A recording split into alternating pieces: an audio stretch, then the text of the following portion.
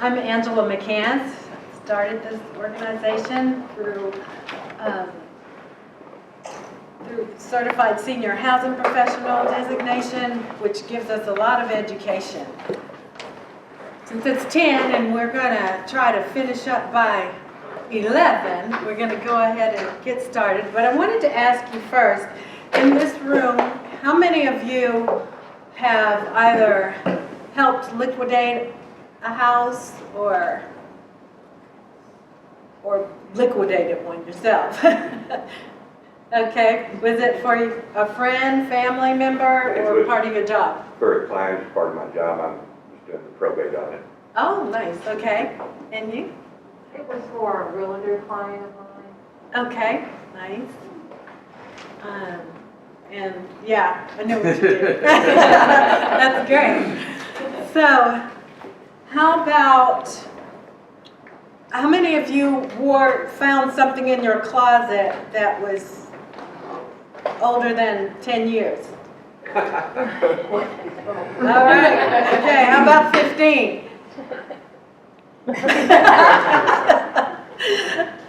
So I'm like, all right, let's wear it, let's use it, or get rid of it, right? So today we're going to be talking about how things have changed. Now that in terms of purchasing things, selling things, and we've got a team here that a move manager like myself would use if I was helping to get a house ready for sale. What else was I wanted to say? Seasoned Conversations. You might not be familiar with what we are, what we do. We educate, empower, and equip. And we just feel that conversations like this don't happen often enough. And they really need to. So we are really encouraging people to come once a month to talk about something that people really just don't talk about until it's right in their face, and then it can be stressful for all parties involved. So thank you for being here. I want to thank our partners, our legacy partners. Tana Carson, she's with Dave Perry Miller, and so it's Tamara Singleton. I'm with Dave Perry Miller. I'm also co-owner for Dallas Supreme Relocations, which is the move management company. We use Senior Blue Book also helps get the word out.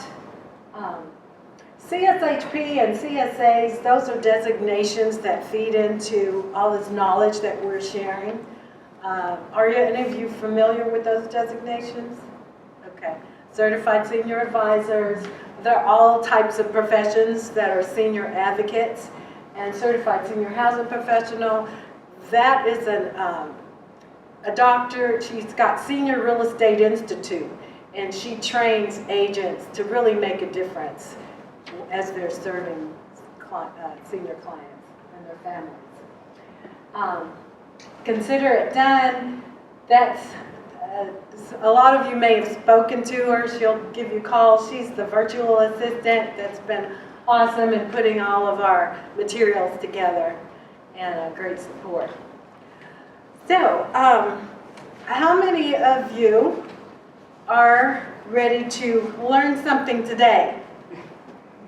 Yeah? Okay. Well, we have an exceptional panel this morning.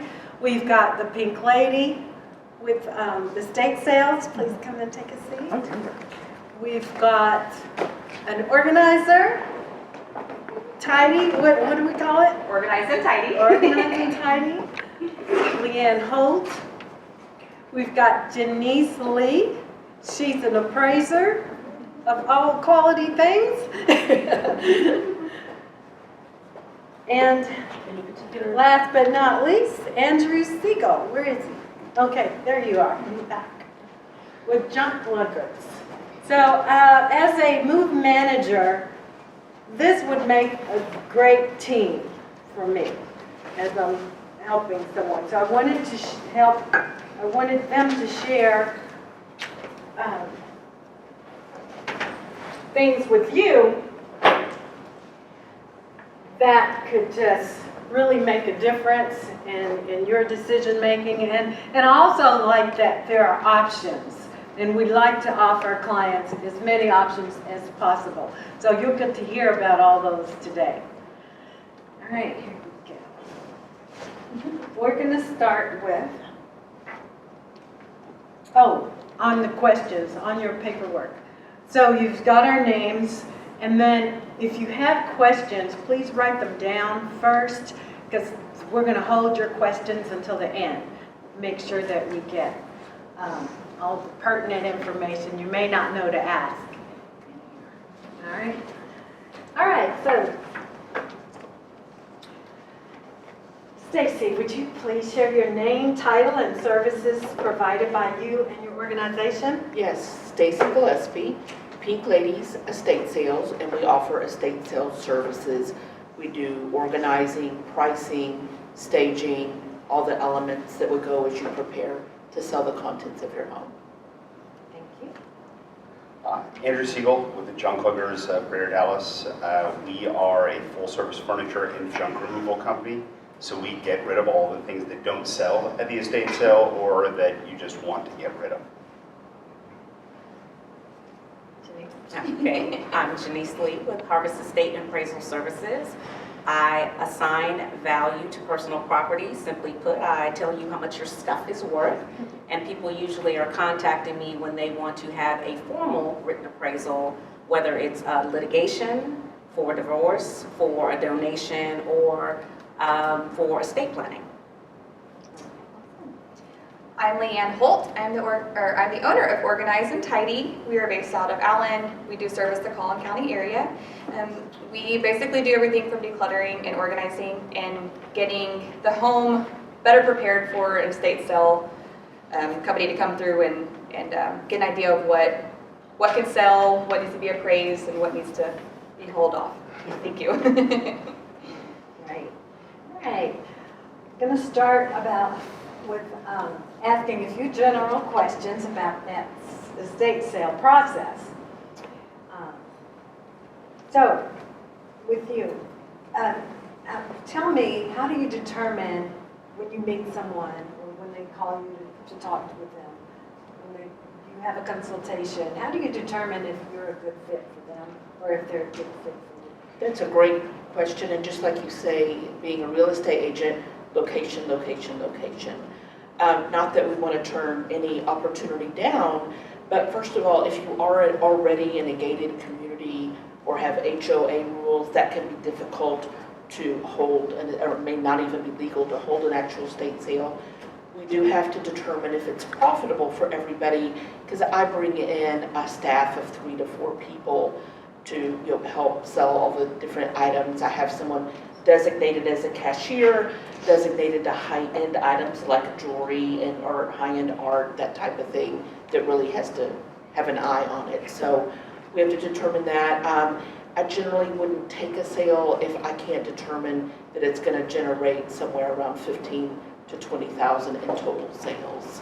So that would be a factor as well. And then give advice, like when these people, like if there's not enough stuff, what are we looking at to just have it hauled off, or possibly do a buyout situation.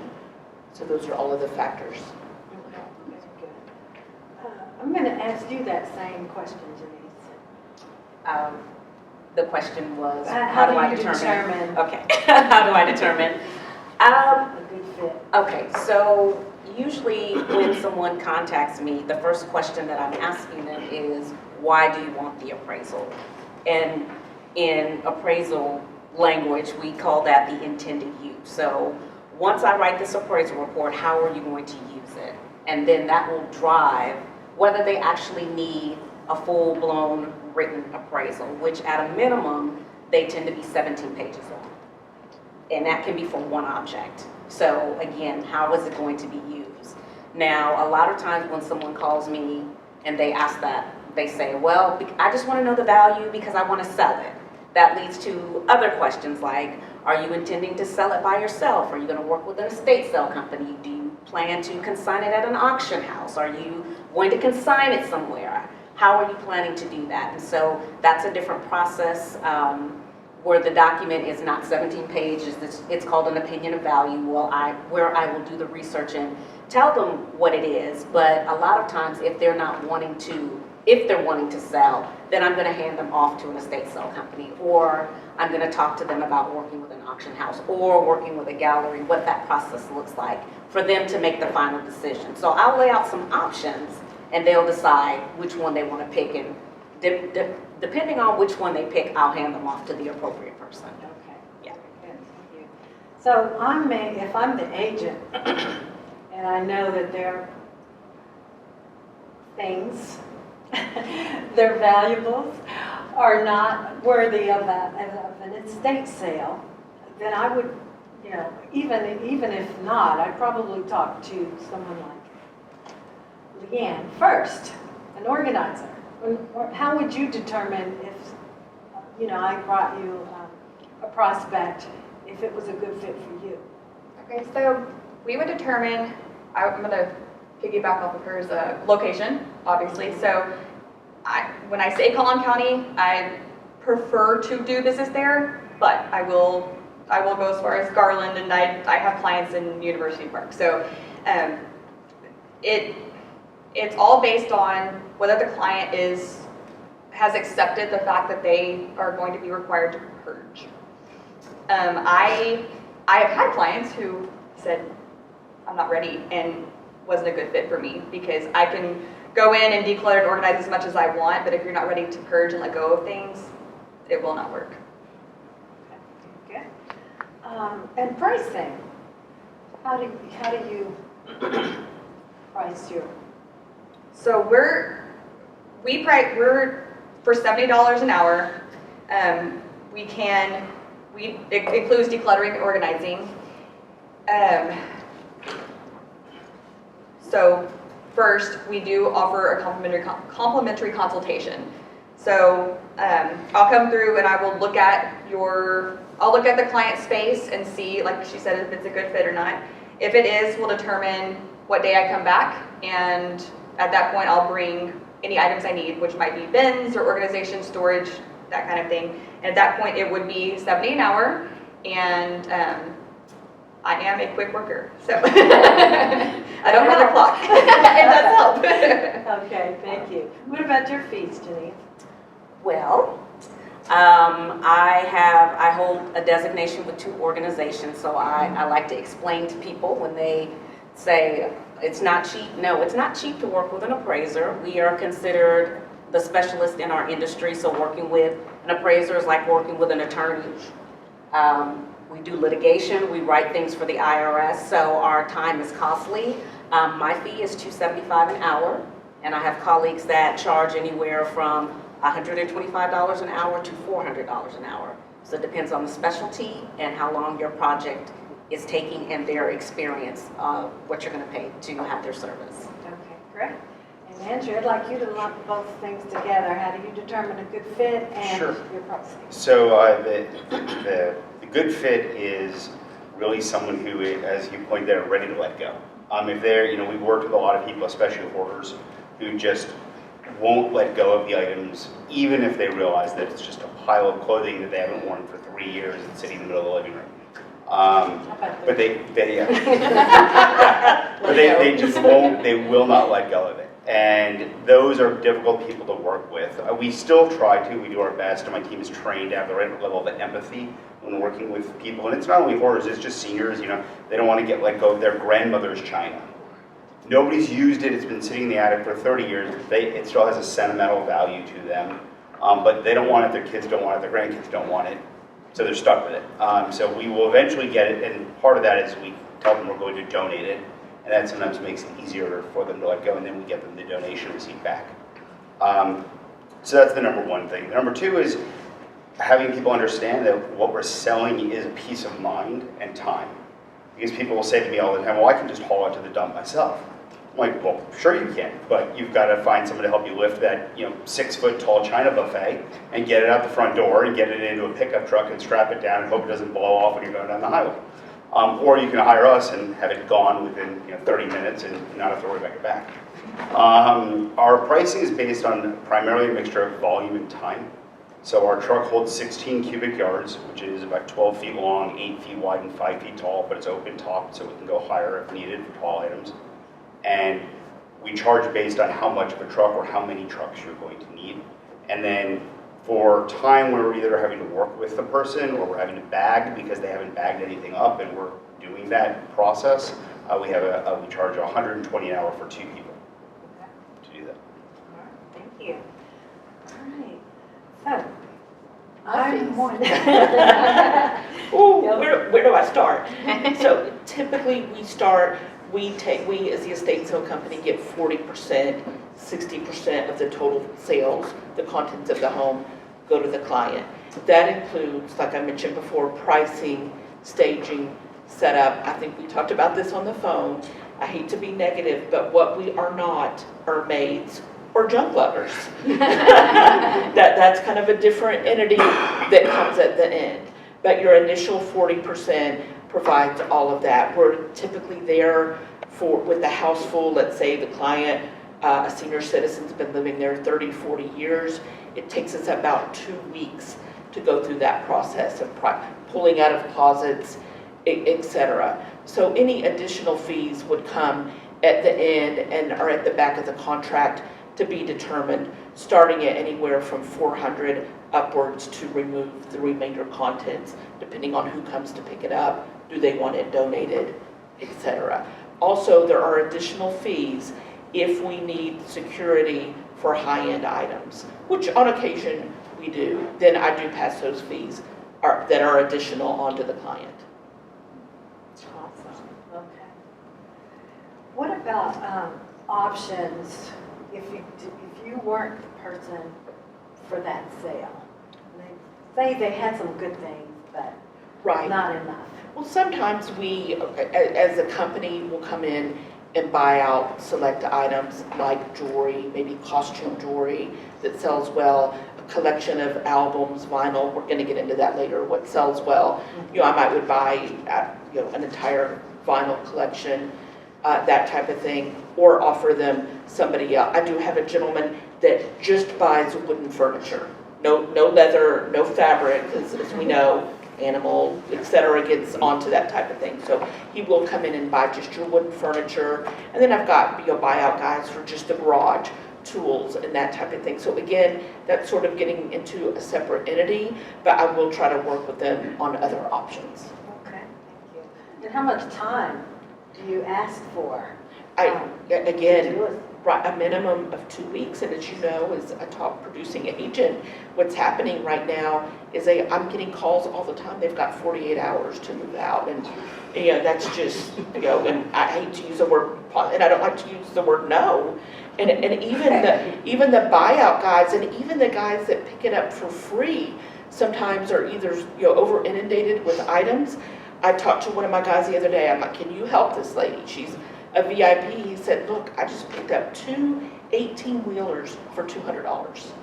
So it's just not viable. The buyout person or the junk people have to have a place to store it, which they're paying for, and wait until the next opportunity to do a warehouse sale or that type of thing. So that's what we're up against right now in this market where real estate's moving so quickly. You need lots of planning. The more the better, because we do try to book the sales at least a month in advance, sometimes 2 ideally. So I need a good 3 weeks. Great. And that brings me to talk about the real estate piece. If you've got your house appraised at not officially appraised, but if your agent is telling you about what price you should be able to get your house for at this point, and you wait, 2 or 3 months or even a year. Some people take at least a year if they don't have any help in trying to declutter their homes and sell off their items or move their items. So the sale, it's going to be different. I mean, just look at our market right now. It fluctuates. So you can't really depend if you're asking about the price of your house, a couple of months ago. If you're waiting another 2 or 3 months, you shouldn't expect the same number. Or, be ready for that if you don't. For tax, well, let's talk about donations. What are you looking for? So you don't deal with donations. I do, and I have, let's say the client or if you're dealing with the daughter and the mother died from lung cancer, that may be an organization near and dear to their heart. And if they do have a donation, a heart, diabetes, whatever, I will try and contact someone, so at least they know it went to that cause. But again, so often they're booked weeks in advance. And I think we also spoke about one of the many outcomes of dealing with COVID was everybody cleaned out while we were in quarantine. And I've heard many of the big guns like Salvation Army and Goodwill say, please don't bring us more, especially clothes. And that's another thing I didn't touch on. Oftentimes, if we are dealing with buyout people, junk removal people, etc., they do not take clothes or books unless they're collectible. So that type of thing. But of course, most of those organizations do provide a tax donation.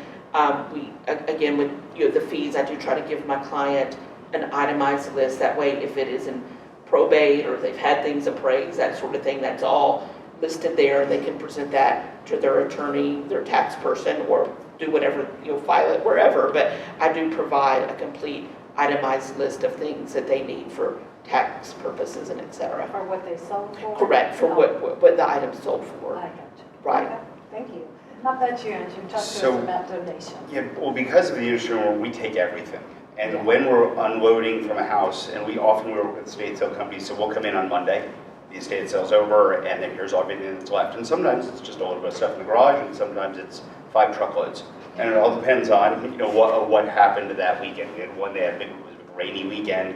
I guess people didn't show up, and she had to close that week on the house. So we scrambled, but we got it done. We take books, we take clothing, we take it all because the family is hiring us. They're paying us to remove it. Books are surprisingly the hardest thing to donate. The libraries they're inundated and they don't have the storage for them. So what we end up doing with books is we take them to half-price books or other options, sell them to them, and then donate a portion of the proceeds back to a charity that the family was connected to. Same thing, somebody has an emotional connection for them. Clothing we donate. We work with a number of donation centers around Dallas that will take bags full of clothing, contractor bags full, and drop off at a house. We did one. The woman was a hoarder with a shopping problem, so she had boxes of Amazon clothing, like still in plastic, filling rooms upstairs in her house. We emptied them all, the house, filled the truck, contacted the Richardson School District. They have a clothing closet. Okay. They are normally not open on Wednesdays. We showed up on Wednesday. They had one volunteer, and we showed up with 16 cubic yards of clothing. This poor woman was just in shock. So what my team did was they called me. They're like, hey, do you mind if we help her for a little while? Because we just didn't dump it in the yard. So we loaded it into the storage unit for her so they could then go through it. But all of these clothing, brand new, still in plastic, and the family got a very large donation receipt. And whenever we're able to donate, we always get the donation receipt back to the family itemized, and so that they can then work with their accountant to value it and determine what the write-off will be. Awesome, thank you. Denise, how do you deal with? I feel like I would be the wrap-up as far as on the donation side. So yes, I love the itemized list. That's important. What a lot of families don't understand is at the $5,000 mark, cumulative. So over the year, you might be taking things. And if it adds up to be over $5,000, you will need an appraisal to get a tax write-off, to get the tax credit. You have to have a qualified appraiser who has not been banned by the IRS. That's a whole different story. Write that appraisal report for you. What is important for these families to know, again, is that $5,000 threshold, that the qualified appraiser has to do it. that they need to fill out a Form 8283, which has to be signed by the appraiser, and it has to be signed by the charity. So then I get families that say, well, this went here, and this went here, and this went here. All those organizations need to sign an individual 8283 to submit with your tax return. And so that's the most important thing. Yes, that itemization, I've had people contact me with pictures of bags and saying to me, can you write an appraisal report for me? No. And another piece of information, the IRS has its own qualified appraisal staff to review appraisal reports that come in. So when we submit those reports, if there's an audit, they have qualified appraisers who know how to look at our reports and what to look at. They have their own staff. So I think a lot of people may be thinking, oh, they don't know what they're looking at. No, they have a trained team that knows what they're looking at. And so they will either accept or reject that report. And so it's important to know that the IRS is ready for those high dollar tax credits. So you're able to do that without seeing it, eyeballing it yourself? The itemized list, I can work from that. Okay. The IRS has specifications for the higher end items over a certain price threshold. They want to see images of those things, but clothing, books, records, shoes, typically no. But let's say that I was donating some high-end sneakers that were $250,000 or $20,000. They want to see those sneakers. They want images, they want description, that they want to see. Yeah. Who knew? So we might have some expensive sneakers in our closet and not know it, maybe? Some of those older sneakers do bring money if they're not, well, see, that gets to be semantics in appraising as far as everything that is old is not valuable, but there are some things that are old that are valuable. And so, yes. Absolutely. Very good. Do you have anything to add? So I was just gonna, I didn't realize, I thought I was the only one who really catered towards, if you believe in a charity, we'll donate back to that charity. But it's great to know there's other people like that in the community, because we have clients who are big on like battered women's shelters, and she said, only take mine there. Don't take mine to Goodwill and Salvation. They're full. I've pulled up to Goodwill so many times and they're like waving me on, get out of here, we're full.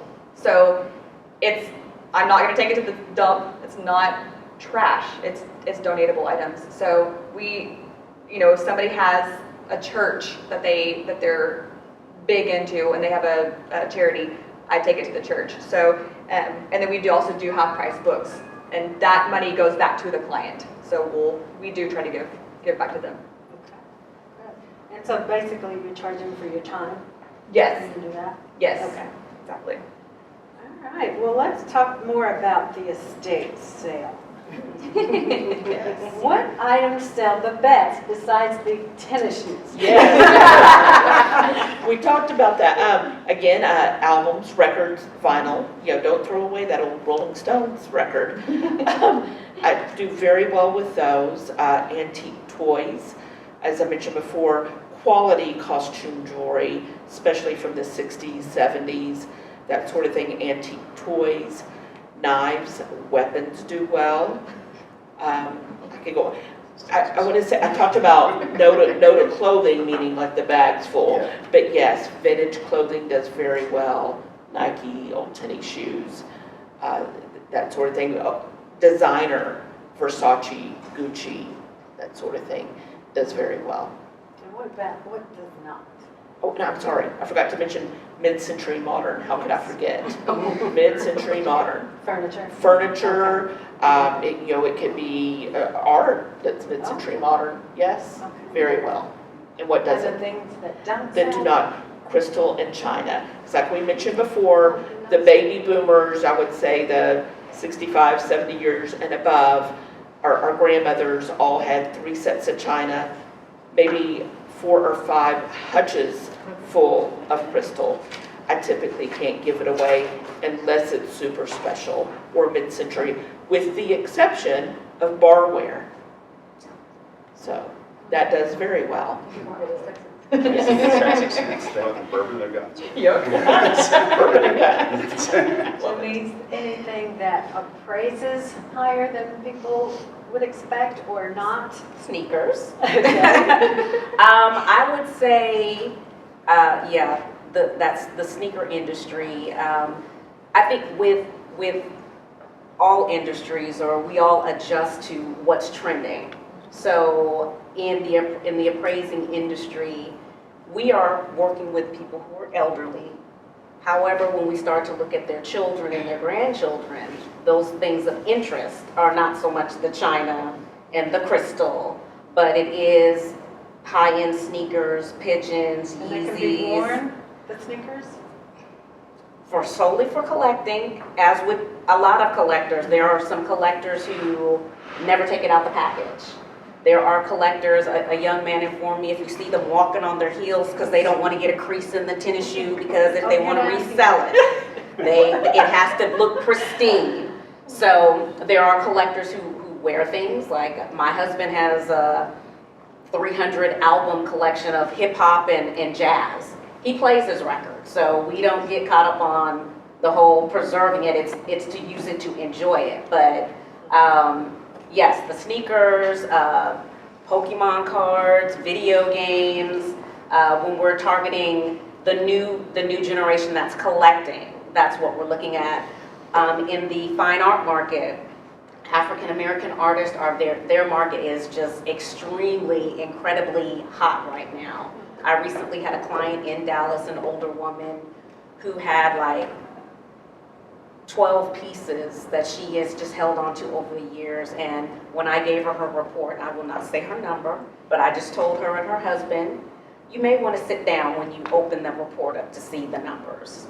And she called me ecstatic that she had held on to that artwork. So artists of color, women artists in the fine art market are doing really well right now. Now, what are anything that you think of that people are very disappointed to hear, that it didn't appraise as much as they thought it would? Well, I was amused but happy to hear that she has someone that buys brown furniture, because typically, unless it's mid-century modern, people don't want it. Okay. Yeah, it's bulky, it's heavy, it's big, we don't want it. Hummels aren't doing so well, yard rolls aren't doing so well. Yeah, Precious moments. yes, those things. Franklin, man. My grandfather's Franklin Franklin. collection. Yeah, Hopefully Face jewelry value. doesn't do bad, does it? well, fine jewelry.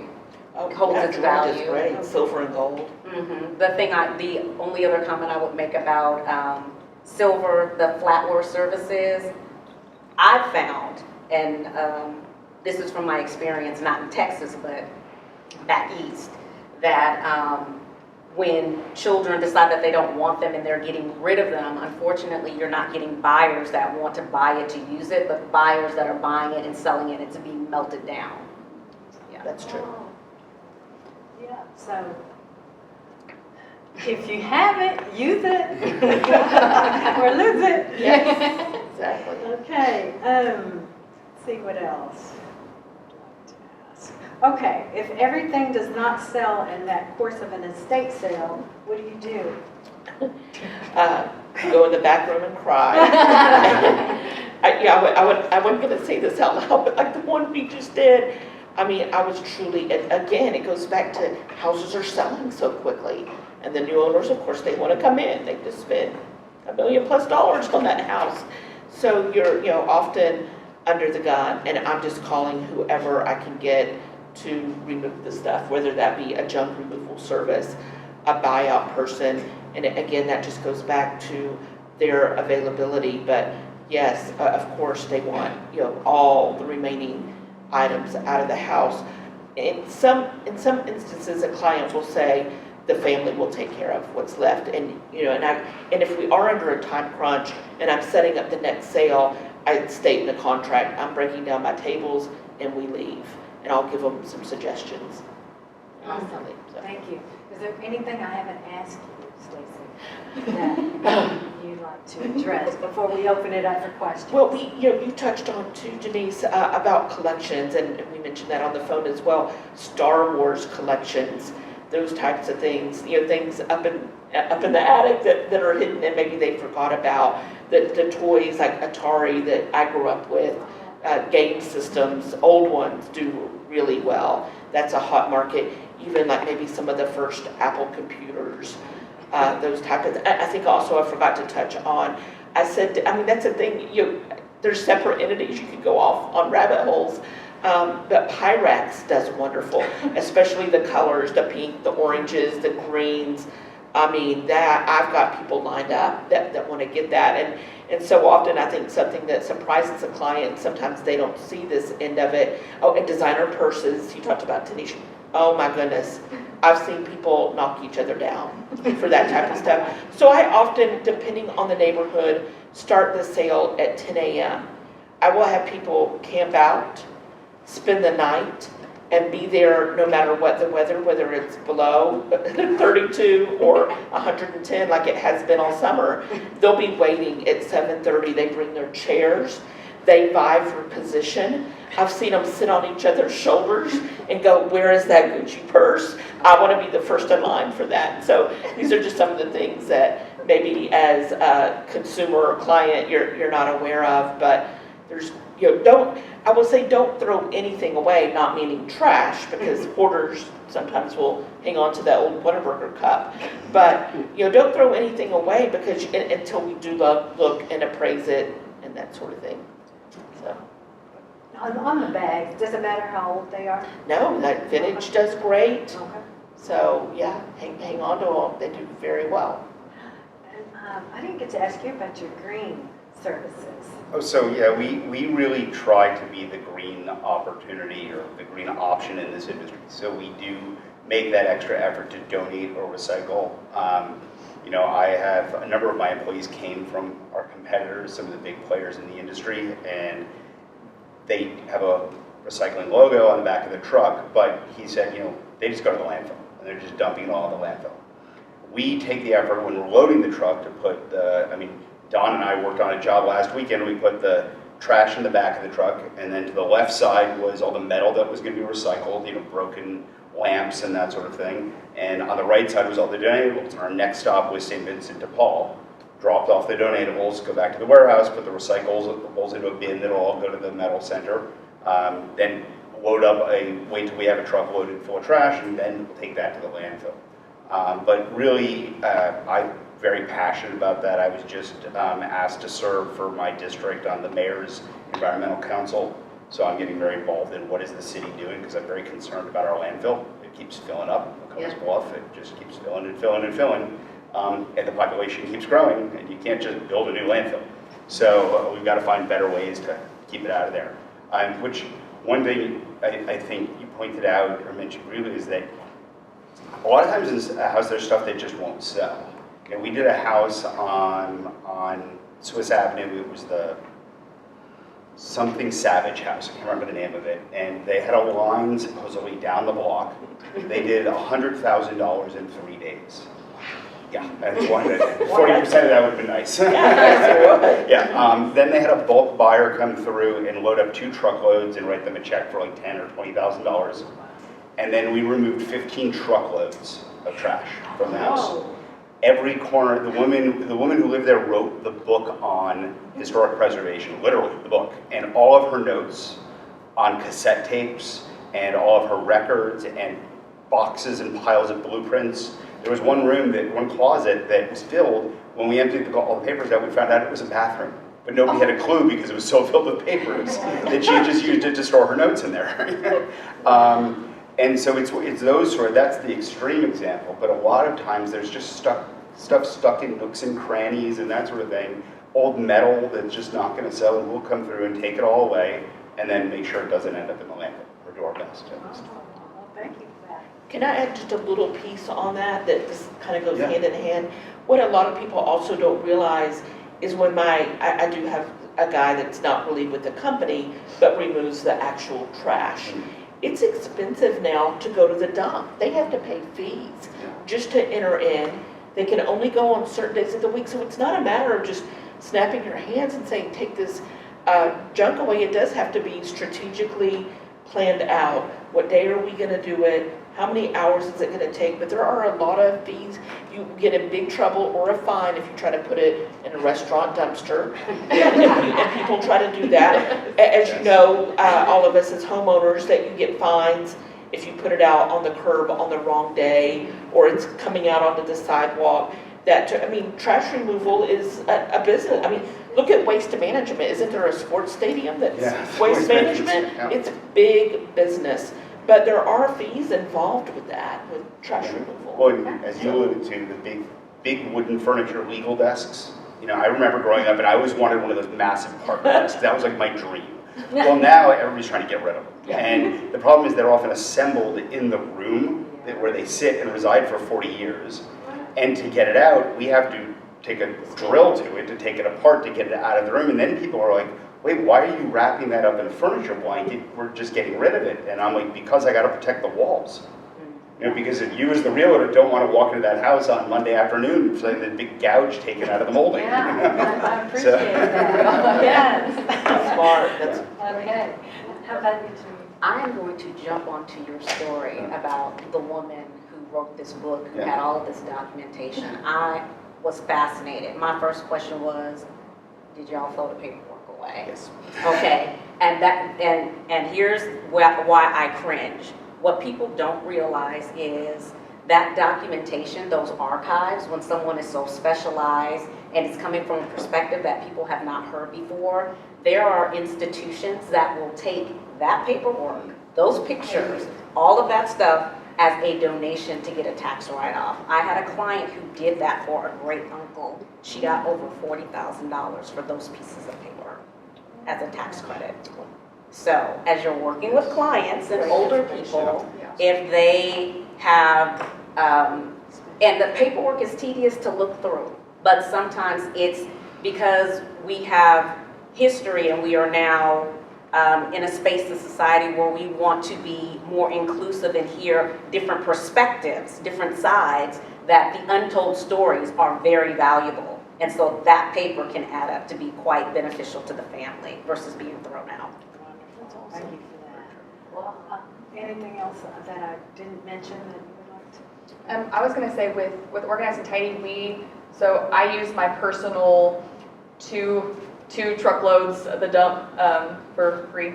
And so I do that for the client. They are shocked to find that the third dump I gotta charge.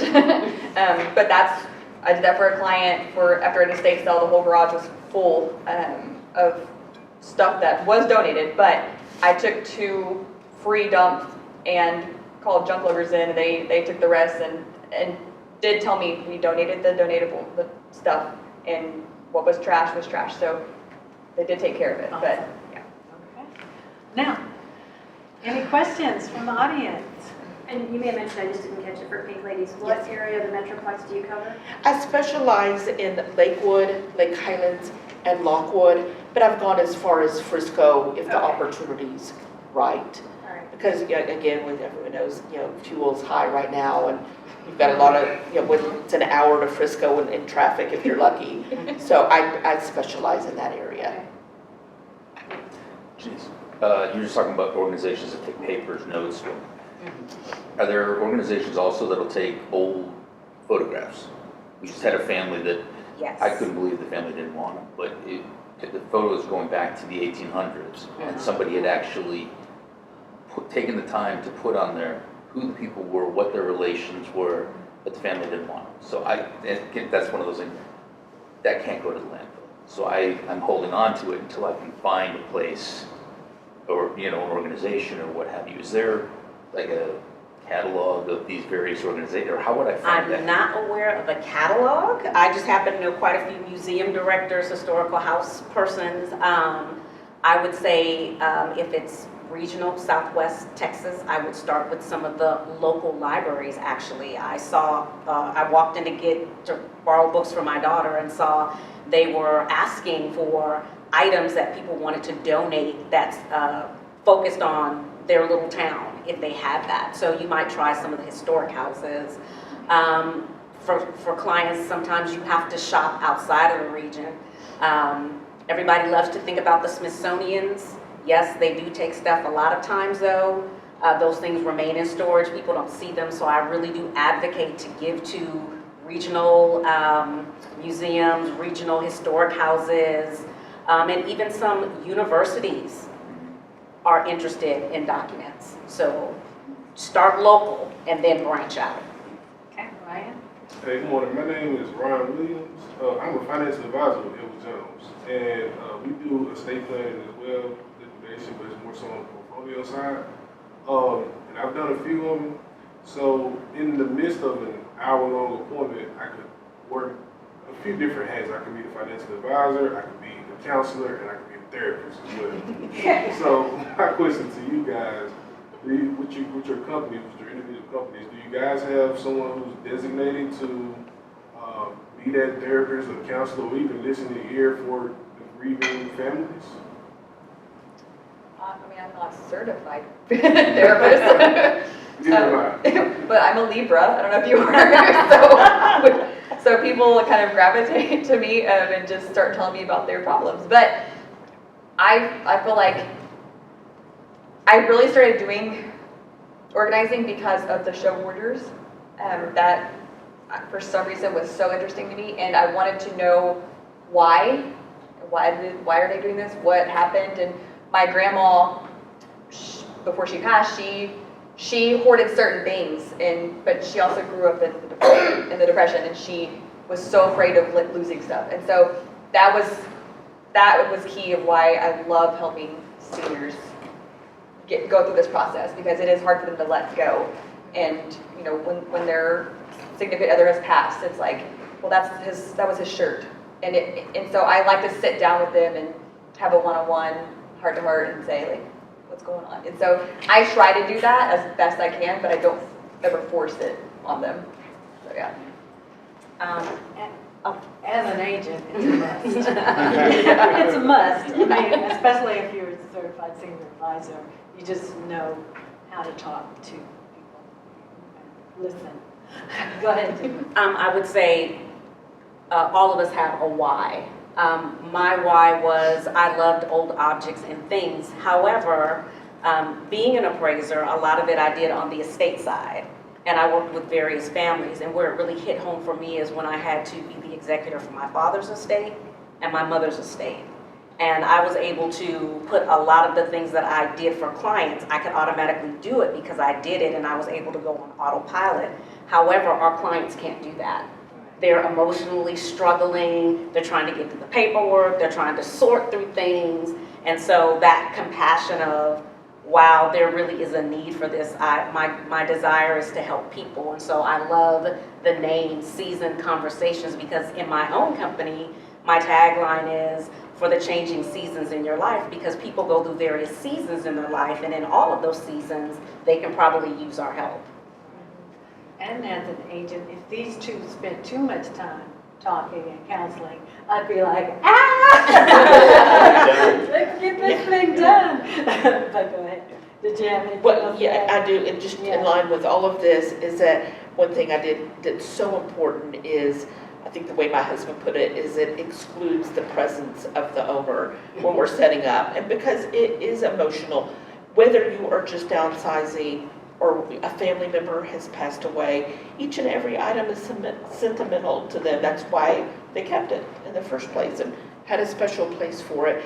But it is so important that the client not be there, because it interferes with the pricing, it interferes with the sale, not because we don't want them to be there, and you get stuck sitting down hearing their life stories, which is wonderful, but we're also there to do a job. And I just wanted to be clear, we all have the same common goal, which is to help them clear their house so it can go on the market, and then the family's really getting the estate money.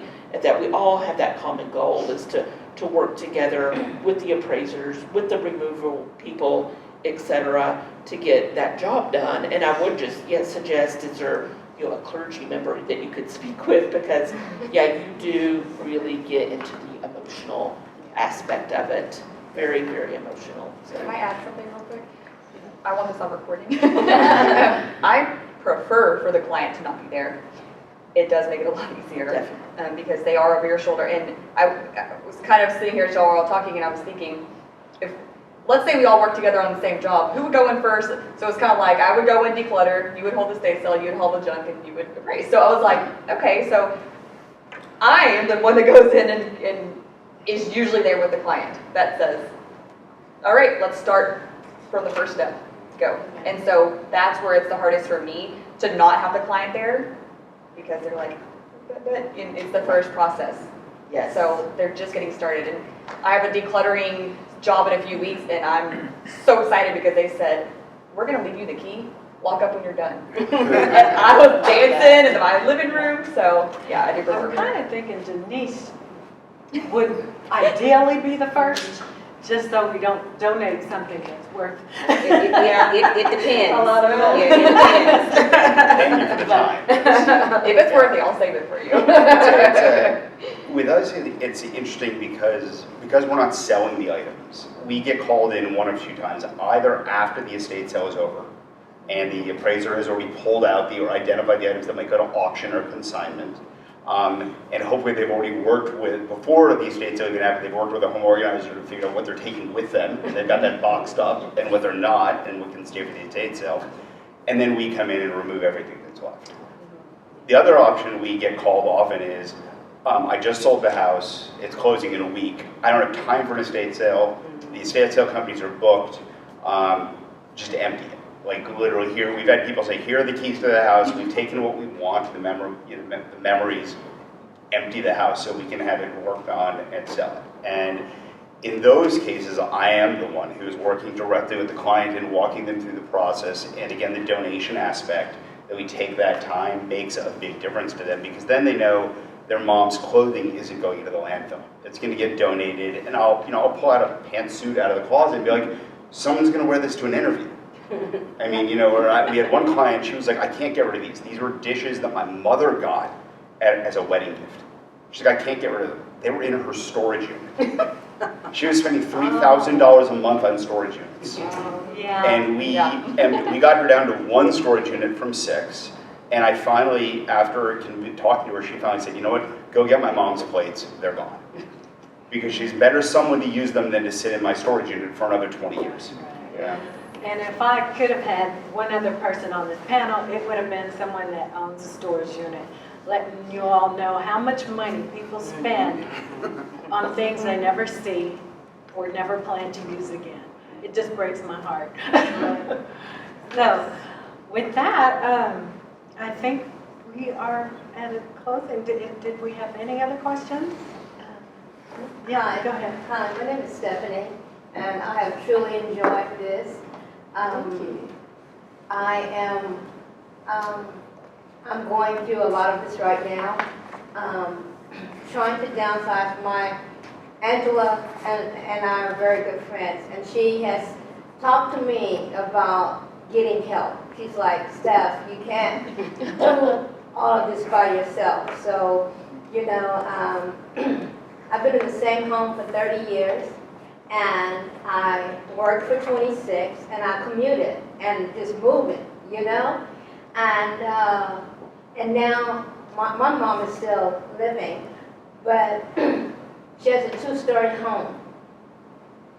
We're trying to go through the rooms, one room at a time, and just minimize things. And it's tough. And then it's like about breaking. Our children don't want anything because they're breaking the generational curse. With our age group, in my family, it stops. I'm 63 on Monday. So it stops with because our children, no. I'm very sure that my daughter will call in a truck. My card. I'm positive. But she wants to do it. She wants to send me on vacation. And do it while I'm on vacation. Because she wants to be packed out. So yeah, so I'm not a hoarder, but I got way too much stuff. We all do.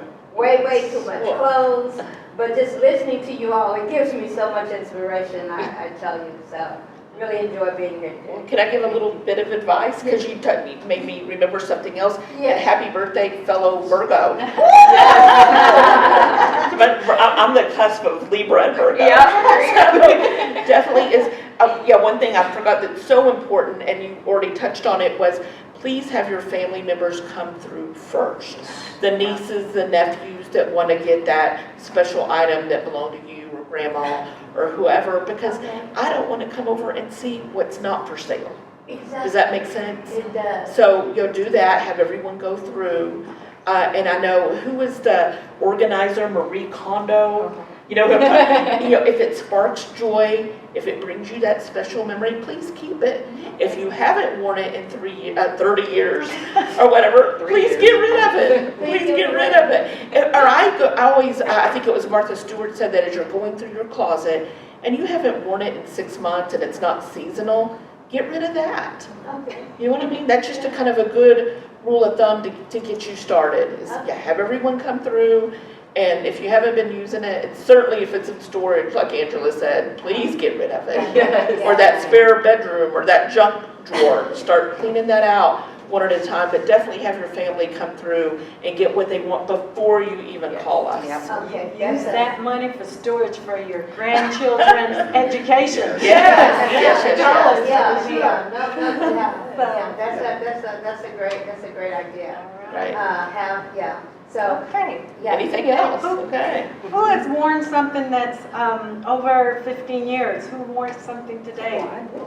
Today, yeah. Yeah. Today, yeah. No? Black and purple. Yeah. Did you? Okay. He gets a prize. So how old is that time? You can't remember. That long. Probably close to 20 maybe. Oh, okay. It's nice. Yeah. My shirt is. It's back in style. That was sold a bunch. All right. What else did we say? Who was the I first still said guest? Ryan. Ryan, did you get a gift for being the first? Oh, Thank you. And Yes, you should. who had the most questions? Dynamite. Yes, I did. So many ideas.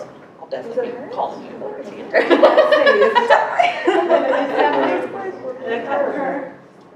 In the front row? Okay. No, I think she meant Stephanie, yeah. I just had one, yeah. And she got a birthday coming up, right? Happy birthday. All right, well, thank you all again for coming. Oh, pardon me. Surveys. Oh, yes, oh my gosh. So we really need feedback. We need to know, what you liked about this talk today, what your takeaways. The other things on there are not personal, so you can answer them because it's not like it's tying us to you. We just want to know who's coming. Okay, so we appreciate your candid responses, and we hope to see you next month. We're going to be talking about scams, and there's Yeah, the date on your flyer, it says today. oh my gosh.